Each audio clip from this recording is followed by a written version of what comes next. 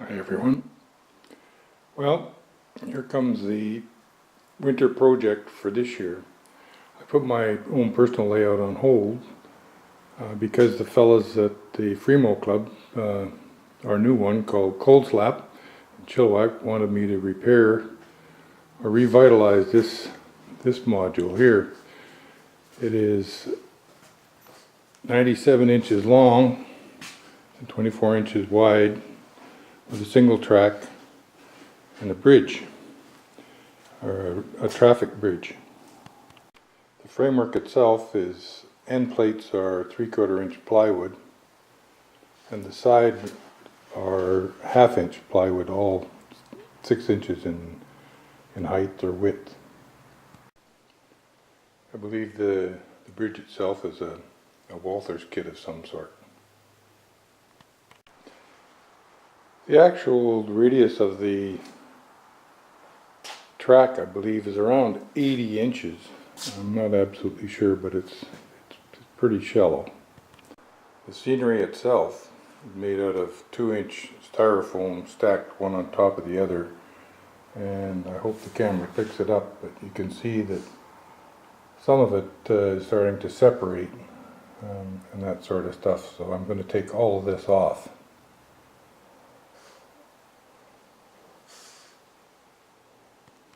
As well, the fellows have taken off all the trees and that sort of thing. And as you can see here, the original builder, John Colley, put in a bit of a river as well. Now, I find that the module is too long really for transport in a pickup or whatever, so what I'm going to attempt to do is save as much as I can and change it just a bit. And instead of a single track, I'm going to make it a double track module and widen it to 26 inches as per the Fremo standard. My plan is to make it 26 inches wide and 6 feet long. That should make it a little more transportable, as one would say. Construction, as you can see underneath, is 2-inch styrofoam with some 1 by looks like 1/4 inch pieces of strip plywood. The leg pockets themselves are not very good, so I'm going to remove all that and make some new ones. I'll take all this off and show you what I've done as I go along. It's going to be quite the project and will take me quite some time to do it. But it's all fun and part of the great hobby that we have. Well, the first part of the construction is to remove this bridge, but I've already sort of loosened it up a bit. I'm just going to take it out of here.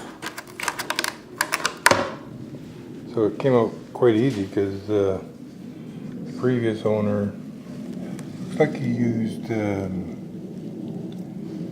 some sort of a caulking compound to stick everything in. So that's now out. First part I'm going to try and do is just get rid of some of this stuff here, just sort of show you what I'm doing. It's kind of stuck on here pretty good. I'm just going to cut it out.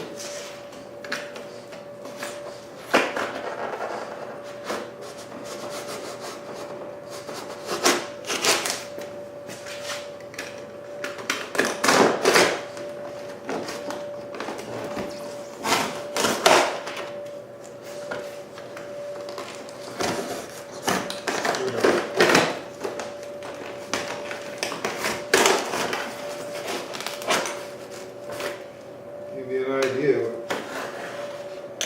what it's like.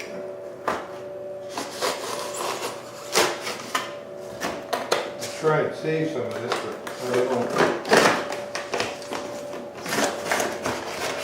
Pretty well glued in there.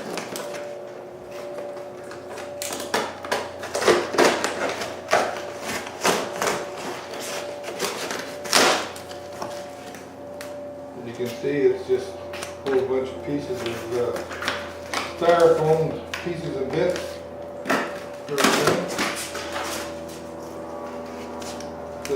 John used a lot of, you can see this is caulking material.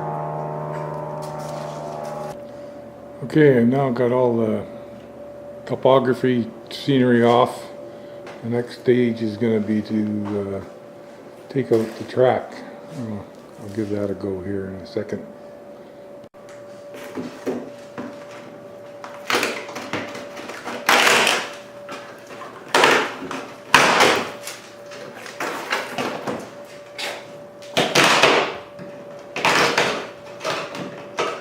Good thing is that I've got the new track. I was just going to try and reach it all out, but the heck with it. I'll put new stuff in. I've now lifted up the track from with the cork road bed and that sort of thing. I just used a big screwdriver and pulled it all up. I hope to save some of this base more than anything, sort of stuff, but we'll see as I continue to rip it apart. Well, all this stuff is just sort of tacked in, so I'm just going to pull it all out like so. Using the frame, it isn't glued in very well, but there you have it. One empty frame. Well, you can see it or not, but the riverbed here is made out of a piece of veneer, I believe. Sort of stuff, but anyway, it just comes right out. I've now ripped the frame apart, and as you can see, the end plates were put in with finishing nails. I certainly don't recommend that. Rather, you should use number 6 or number 8 screws to attach everything. And here's the pile of styrofoam and piece of veneer that was once the module. And that's what's left of a former module. Quite a bit of this stuff I'm hoping to incorporate into the new one, but we'll see how it goes. Some of it's in pretty rough shape, but one never knows.